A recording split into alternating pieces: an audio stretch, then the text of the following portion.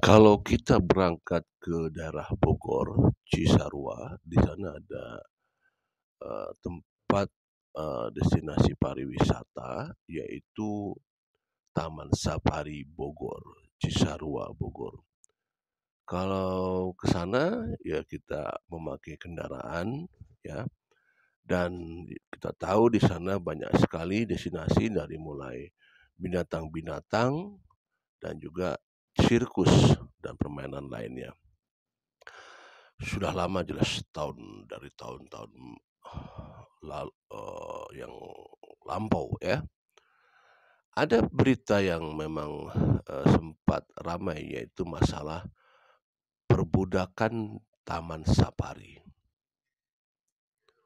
Tanda tanya, apakah ada perbudakan di Taman Safari? Apakah ada eksploitasi di Taman Safari Cisarua Bogor? Sebuah pertanyaan sekali lagi ini ya. Bahwa Taman Safari dimiliki oleh beberapa orang keluarga di sana ya. Ada Frans, kemudian ada dan lain-lainnya. Bahwa berita muncul ada eksploitasi, kemudian penyiksaan, kemudian perbudakan, dikerangkeng, dirantai, dipukul. Apakah ini sebuah kebenaran? Informasi ini tentu akan kita pantau untuk selanjutnya. Tapi coba kita dengarkan dulu salah satu saksi, ya salah seorang lah ya, belum saksi, salah seorang yang bercerita mengenai perjalanan hidup dia selama dia bekerja di Taman Safari Cisarua Bogor. Kita coba dengarkan.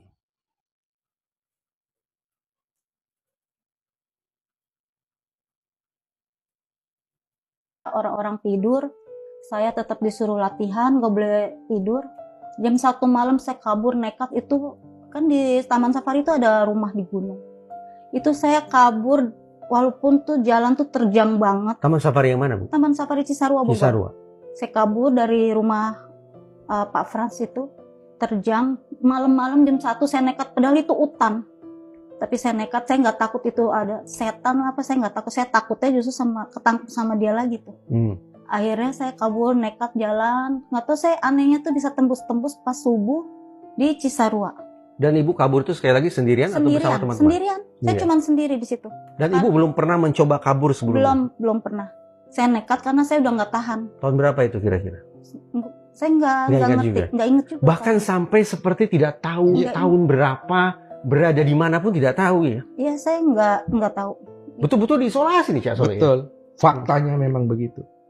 Akhirnya kabur pertama. Saya kabur ke Cisarua, terus ada yang nolongin, ada yang kenal sama saya, ada yang nolongin. Kamu mau kemana sih? Warga setempat. Kebetulan orang di situ itu ternyata kerja di restoran Taman Safari. Terus saya dibawa saya lupa namanya siapa, terus cewek pokoknya. Ya udah kamu tinggal dulu di rumah saya katanya gitu. Ya udah saya tinggal dulu di rumah dia selama 3 hari. Itu juga saya pakai celana pendek sama kaos ya, karena kaburnya kan mendadak gitu. Terus tinggal di rumah dia kurang lebih 3 hari. Pas setelah 3 hari saya pikir saya mau melangkah lagi nih, mau cari ke tempat lain. Saya nggak bisa begini terus ngurung di rumah itu gitu kan, saya takut juga terendus keberadaannya. Iya, terus dia ketahuan nih, kasihan yang kerjanya ini kan. Baru saya mau saya melangkah ke rumah itu, keluar dari rumah itu, ternyata di depan rumah itu udah ada security. Dari Taman Safari. Dari Taman Safari. Dari mana Ibu Vivi tahu bahwa itu adalah security Taman Safari? Security itu namanya Bapak Odo. Bapak Odo. Iya, orang Ambon, saya ingat tuh. Terus saya dibawa, saya bilang saya nggak mau, saya takut dipukulin. Nggak apa-apa kamu pulang, kamu dicariin katanya. Saya takut Pak Odo, saya bilang gitu. Nggak apa-apa, kamu nggak akan dipukulin katanya. Ya udah saya ikut pulang, mau nggak mau saya pulang, orang udah ketangkep kan, mau kemana? Mau melari lagi juga kemana? Saya bingung mau tinggalnya di mana. Oke, lalu dibawa kembali? Dibawa ke pos security. Pas sampai di pos security, saya ingat itu ada kepala security namanya Bapak Yanto, ada itunya juga orang security namanya Bapak Dedi di situ. Terus saya dinasihatin, kamu jangan kabur gini-gini, kamu tuh dicariin. Saya sambil nangis karena saya udah ngerasa ketakutan, udah nggak enak gitu. Terus nggak lama saya dijemput sama Pak Frans sama istrinya. Langsung dijemput oleh Pak Frans? Iya, dijemput, dibawa pulang. Pak Frans ini adalah sekali lagi nama pemilik ya? Pemilik saham Taman Safari Indonesia itu. Terus akhirnya saya dibawa pulang, kan memang saya tinggalnya di rumah beliau ya.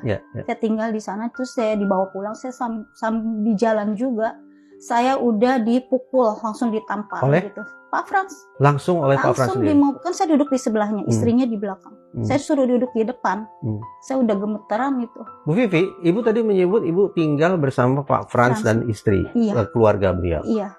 Saya bayangkan di rumah bagus dong Bu, situasinya Bu, perlakuan bagus, makan teratur, sekolah segala macam. Saya nggak di sekolahin.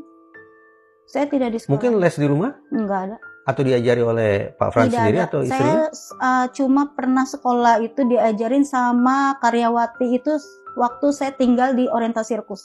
Apa yang diajarkan ke Cuman nulis baca aja. Hanya baca tulis? Iya. Selain-lain itu tidak ada? Nggak ada. IPA, IPS, bahasa asing. Nggak ngerti kayak gitu. Nggak mengerti? Nggak ngerti sama sekali. Oke, berarti misi pelarian pertama gagal. Berujung pada Ibu ditangkap lalu dipukulin. Saya dipukulin, dibawa pulang, diseret sampai rumah, saya diseret. Diseret? Iya, saya diseret, ditarik dari mobil itu, dibawa ke kantornya. Nggak lama dia ngambil setruman. Alat strum? Setruman panjang itu.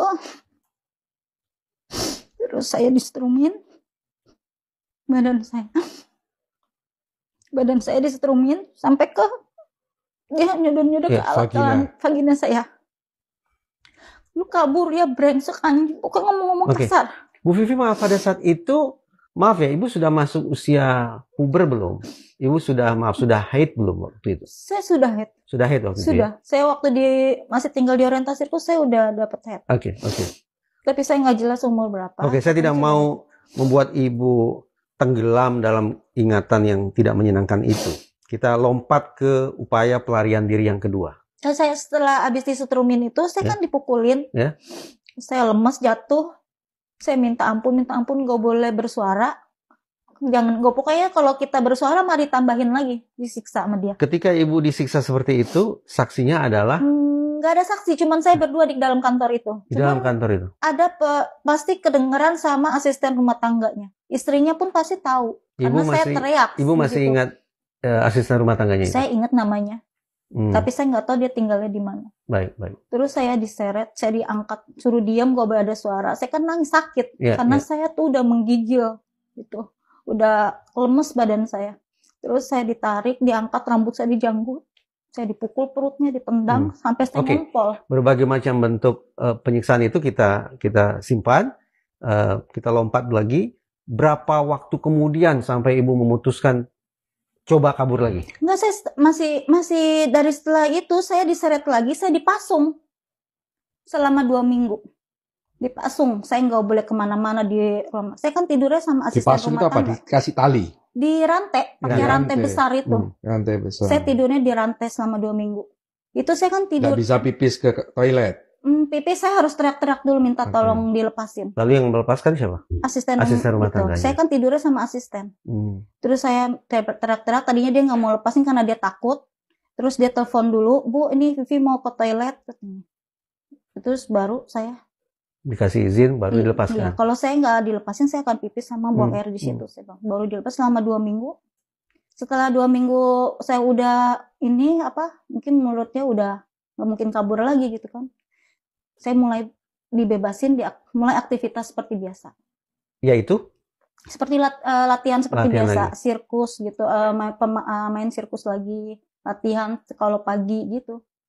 Terus tapi saya merasa masih tertekan karena saya di sana emang nggak betah gitu kan. Cuma saya bingung mau ngadunya ke mana gitu. Sempat pengen ngomong ke pengunjung juga mau minta tolong, tapi saya nggak berani. Kayaknya takutnya orang nggak ada yang percaya sama saya. Terus akhirnya saya sempat latihan silat. Itu ada guru silat saya, terus nggak lama dia bekerja di Taman Safari. Ya akhirnya saya cerita sama dia gini, saya nggak betah, saya minta tolong, minta dikeluarin dari situ. Akhirnya ditolongin, saya keluar dari situ. Dibawa kabur lagi. Terus akhirnya saya dibawa kabur ke Semarang. Oleh orang itu. Iya.